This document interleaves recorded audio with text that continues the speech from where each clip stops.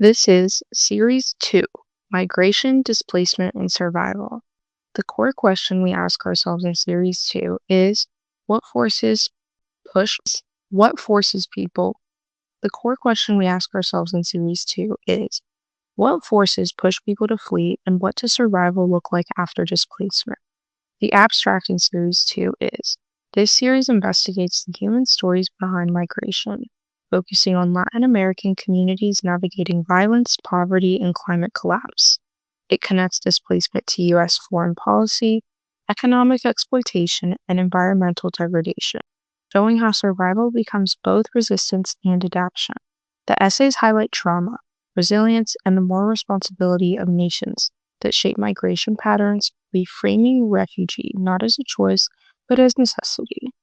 This is Article 1 of Series 2, Latino Immigrants Seeking Refuge in the United States, written and narrated by Jessica Vasquez-Liner. Migration is often described as a choice, but for millions of Latino immigrants, it is anything but voluntary.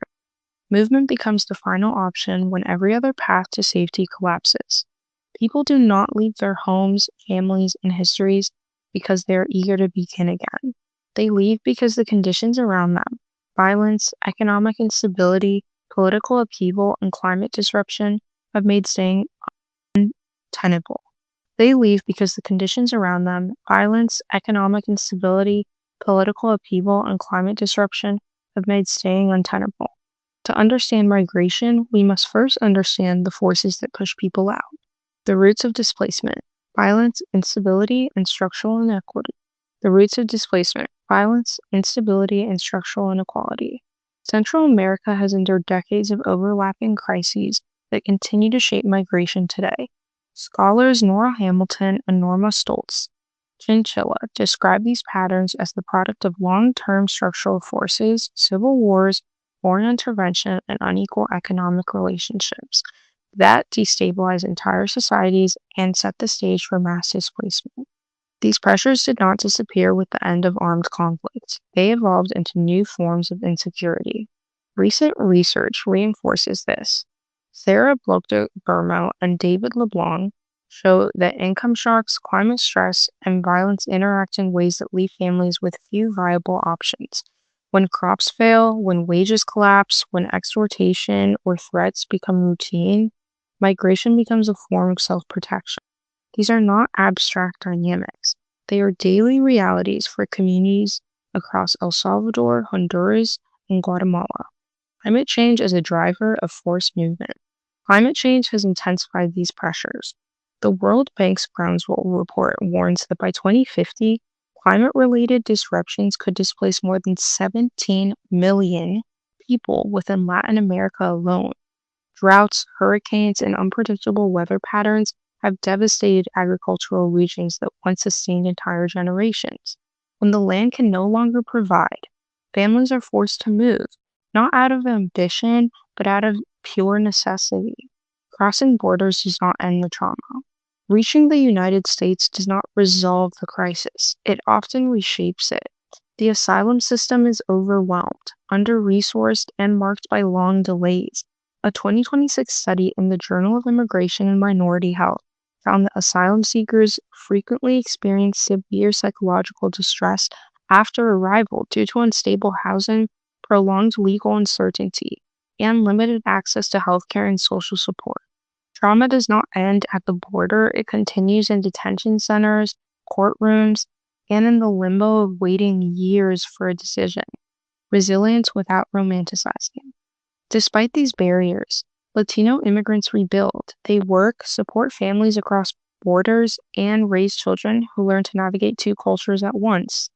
Their resilience is real, but it should not be romanticized. It's evidence of what people endure when systems fail them.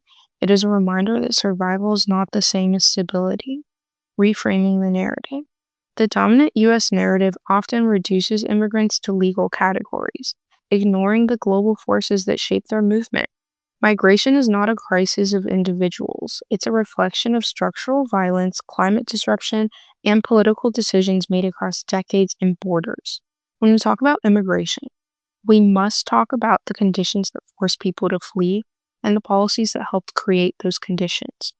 Latino immigrants do not arrive with empty stories. They arrive carrying history shaped by forces far larger than themselves.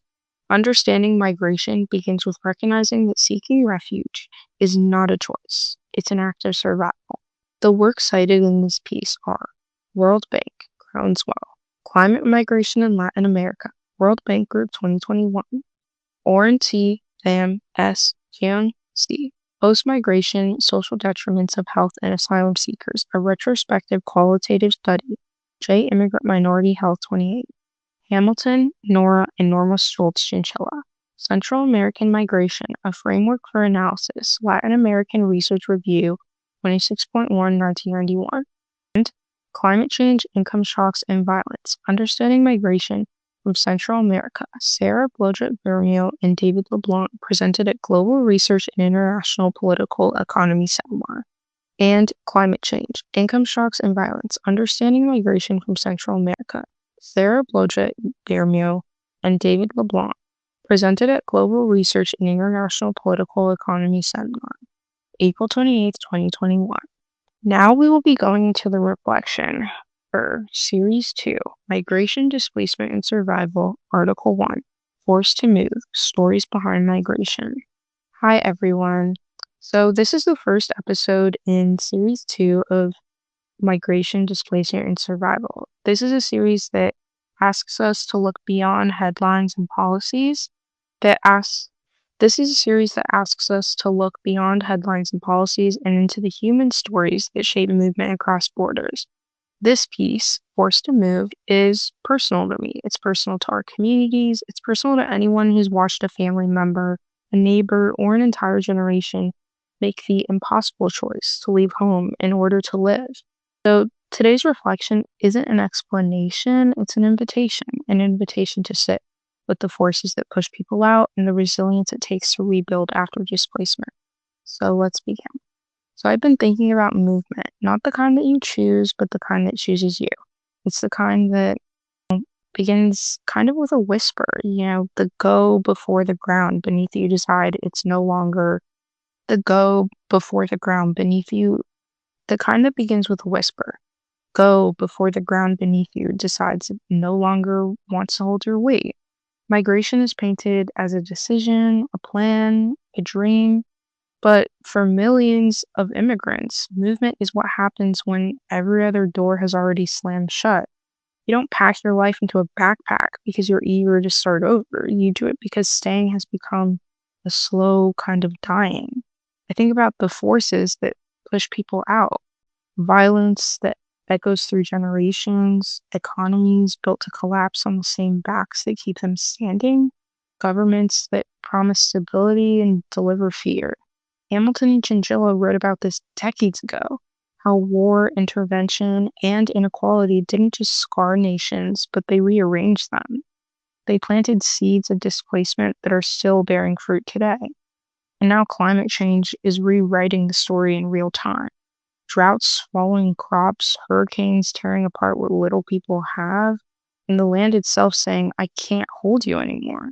17 million people in Latin America could be forced to move by 2050, not because they want to, but because the earth beneath them is becoming unlivable. And even when people do reach the United States or wherever they immigrate to, Canada, UK, the trauma doesn't end, it just changes shape. So borders don't heal wounds, courtrooms don't erase, detention centers don't offer rest, and you start over. And even when people do reach the United States, the trauma doesn't end, it just changes shape. So borders don't heal wounds, courtrooms don't erase fear, and detention centers don't offer rest. Asylum seekers arrive carrying stories that weigh more than their belongings. Stories of threats, hunger, loss, and the quiet terror of not knowing if tomorrow will be safer than yesterday. And here, in the so-called land of refuge, they meet new barriers. Years-long legal limbo, unstable housing, healthcare that feels like a locked door with no one on the other side. And still, people rebuild.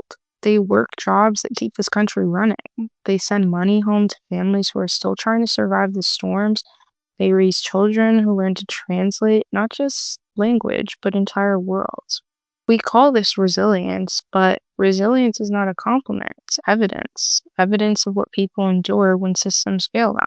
It's evidence of how survival is not the same as stability. So I return to the core question of this series. What forces push people to flee, and what does survival look like after displacement?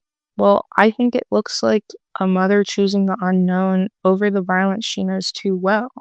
It looks like a teenager crossing borders with a phone number memorized and nothing else. It looks like a family praying that the next hurricane won't take what the last one left behind.